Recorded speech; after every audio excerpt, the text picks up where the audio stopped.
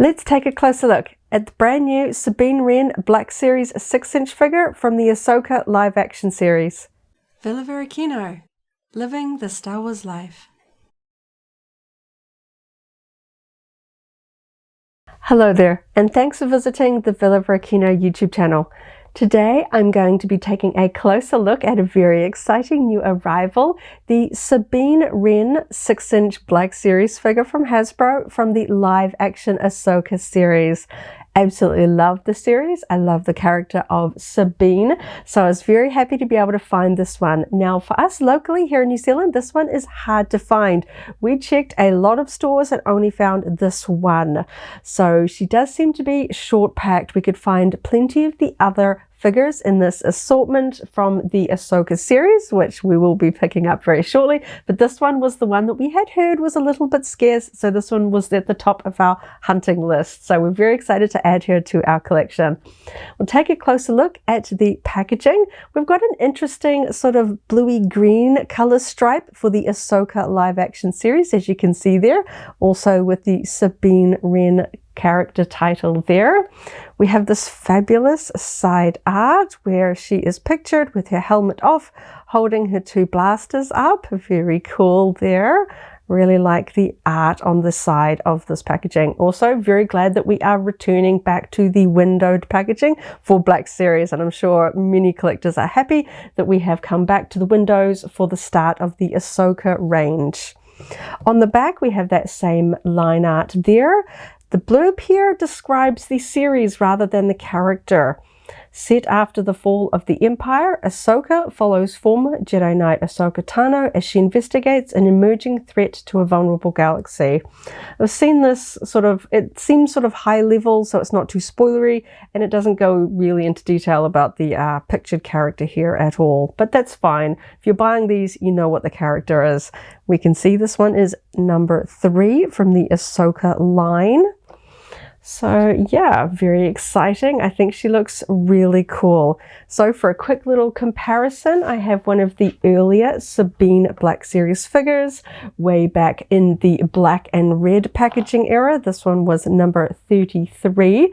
This is of course her appearance in the animated Rebels appearance. So we can see there is quite a bit of a difference between the animated style here and the live action realistic style.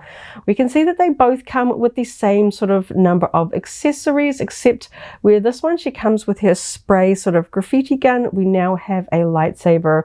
Both figures came with 2 blasters and a removable helmet. Very keen to get a look at that helmet in person, and of course check out some of her poses. And I can see some really interesting paint details on this live action one, so I am very keen to get this one open and take a closer look. So let's get stuck in. So I've just snipped the sellotape here on the bottom, so let's get the figure out so we can take a closer look at all those wonderful details.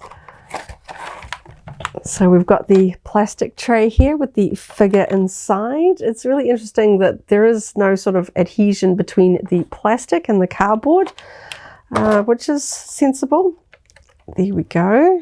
Some lovely detail there, looking fabulous. Okay, looks like most of these pieces are pretty deep in the tray. I'm curious to see how easily these are going to pop out, like this lightsaber. Oh, this is going to be a little bit tricky. Let's see how easy these are to get in and out. Okay, that wasn't too hard. Start with the blasters. I kind of miss some of the days of like those the little sellotape and twisty ties and things like that, because they were sometimes easier to get in and out. But I know that from a display perspective, not having any of that extra fluff, it just makes the figures look tidier in their packaging. But we've got some deep recesses here.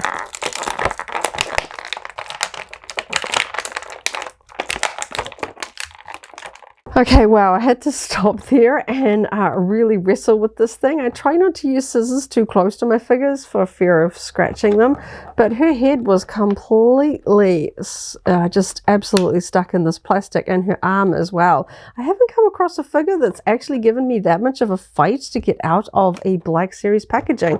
So do be aware, this thing's probably not really going back in its box without it just absolutely looking like it's been taken out of. So if you're thinking about, you know, possibly putting this one back in, I'd probably advise against that. But for me, I'm going to be having it out of its packaging, so that's fine. Just something to consider. That was quite a wrestle. So first impressions, this is fabulous. I can see the actress likeness quite well here. Some figures, you know, the likeness doesn't quite come through. You get the vibe of the character, you can recognize it, but it doesn't quite capture the likeness. I think this one does a really good job of capturing her, and even some really small details. I'm not even sure how well it's going to show up on camera because this is so small. There's even this small little brown spot to the left of her nose there, or right on camera, that is there on the actress in the live action version of Sabine. I almost thought it was a paint flaw because, you know, I'm always checking very closely, but nope, that is accurate. And I'm really liking just the expression on her face. I think they've captured it really well. There are some really fun paint details here. We've got the Purgle, little space whale here on one shoulder. We have that classic rebel bird on the other. We have this really neat yellow printed design on her gauntlets here. Very cool. And of course her Mandalorian armor with her live action paint job there. Some really cool details down on her shin guards here as well. Some really cool painted details. And then, of course, we have her helmet here. We have a movable rangefinder sort of part there. We've got some white painting, and I'm going to have to cross-reference whether this is just a little bit of paint scuffing or weathering, but either or, I don't mind it. She does have a little bit of weathering to her armor. Some really good details there. Nothing, it bothers me when paint overflows onto the black part of Mandalorian sort of visors, because it automatically looks wrong, but we've got pretty good paint detail there on the sides, running around the back. Of course, this is not one of the ones where we can swap the head in a sort of helmeted version, so we'll take a look and see just how sort of well to scale this helmet does look like on the figure as well. We have her lightsaber, which of course was Ezra's. She has done some modifications to it.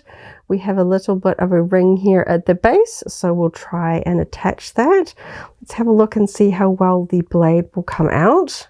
Okay, a little bit stiff, but it did come out nice and cleanly, and that's pretty good to see. We've got a little bit of an interesting notch here, so that should go back. Was it this way, I think? Was it the other way around? I think it's... No, I've lost it. I think it's that way around.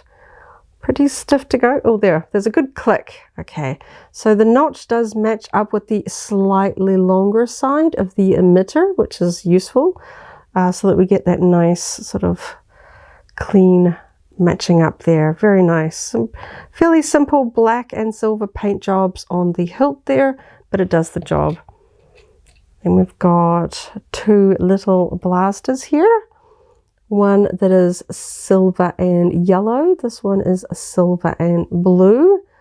Nice representations of her original animated style blasters there. Quite slender, not much bulk to them, but of course that is true to how they appear. So we'll try them in her hands and her holsters very shortly. Let's have a look at some of the articulation of this figure. Looks pretty standard. I do see that the Mandalorian shoulder armor might stop her arms from going up. No, okay, it does. We can still, it slides under that shoulder joint where of course it tucks under. That's actually pretty nice. I was a little bit worried that might impact on that movement. Pretty good. We've got, this is not a join, that is just a sculpt in her cloth. Sort of undersuit of her armor. shoulder articulation, classic hand ones. We've got, yep, nice clicky joints. This swings not loosely, but quite well. The elbows I find on Black Series are always just a little bit stiffer for holding sort of weapons or something heavy up. And same on the other side. That one moves quite well. We can get full range there. I really do like the paint job on the shoulder there. I think that's really quite cute. Quite a vibrant blue. Could possibly do with just a little bit of weathering on that blue segment there. But it doesn't detract from the overall look. Oh, we've got the paint on the other side as well of her gauntlet there. I hadn't quite noticed that. That's quite nice. Again, stiff on those elbows, but good for holding something up in a fixed position. We've got quite a high torso articulation just under her Mandalorian chest plate there.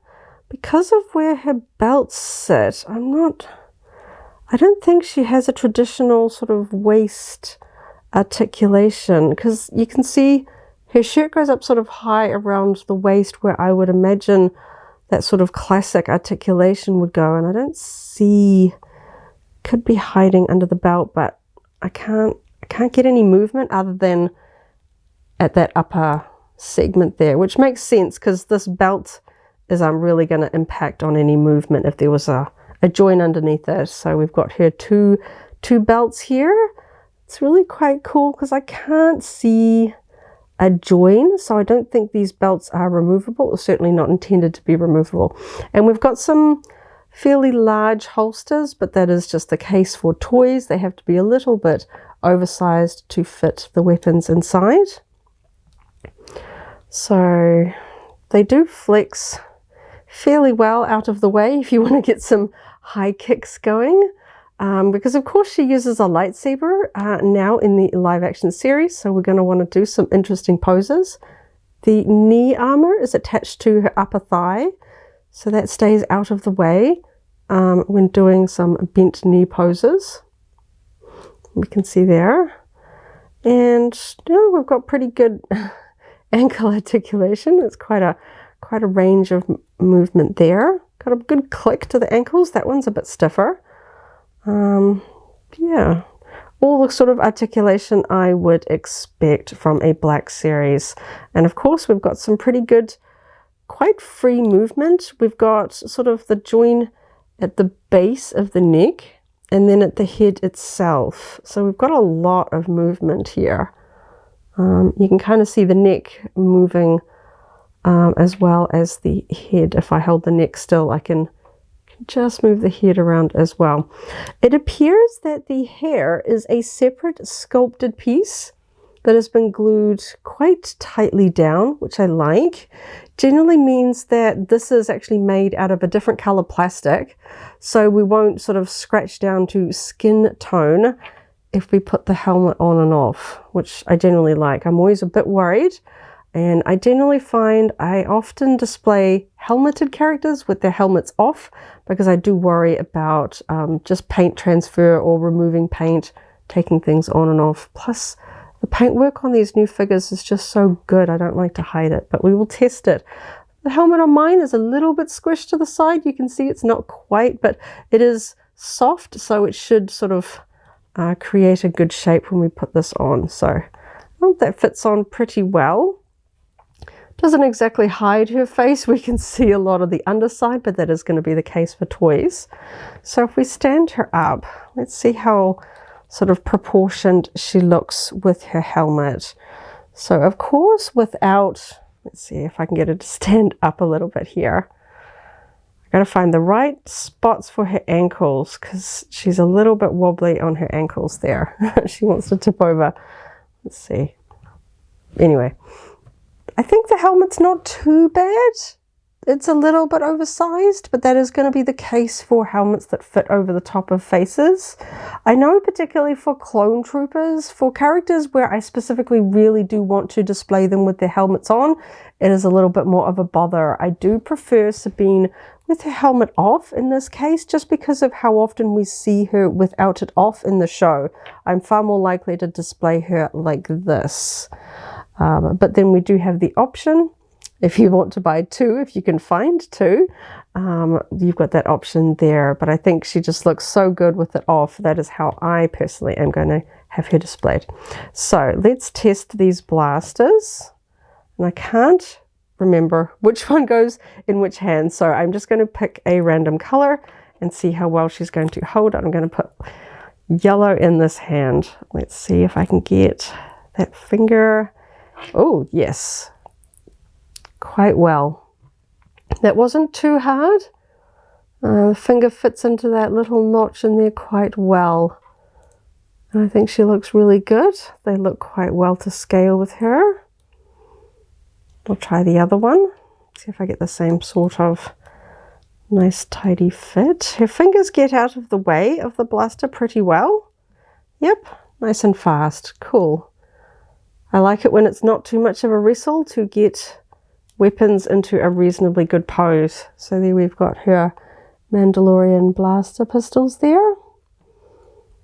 Probably work around and try and get some better poses and make sure I'm putting the right colors in the right hands there, because the artwork on the box is in black line art. That's not going to give me too many. Should have bought a reference picture here so I could figure that out, but very cool nonetheless. So I'm just going to take those out and we'll try them in her holsters. Fits reasonably well.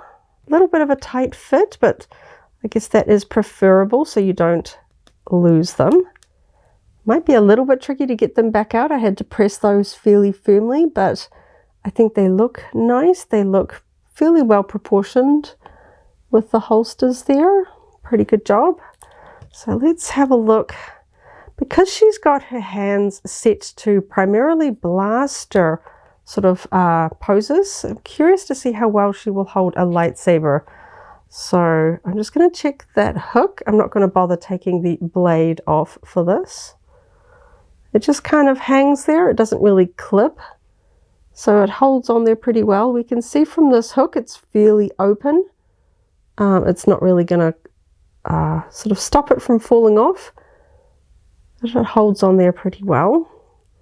So I'm going to see how well her hand is going to hold this. Pretty easy. That was nice. And it looks pretty good.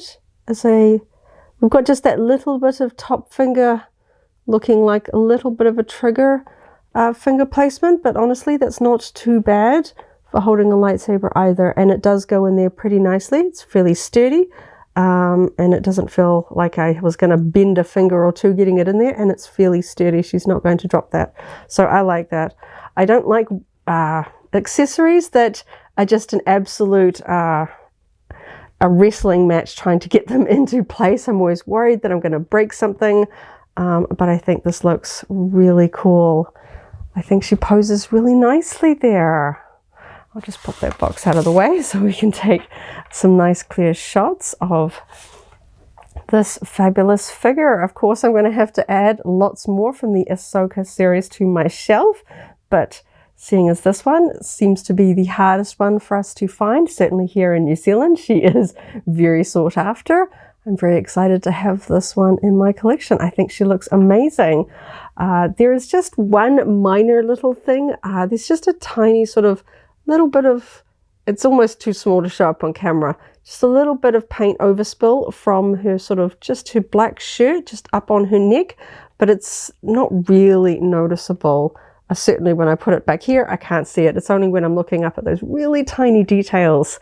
But in terms of her gauntlets, her chest paint, her face, everything looks really nice and tidy. It's going to just do a little bit of tweaking to get her ankle positions just a little bit straighter, because she's just a little bit unsteady for standing up.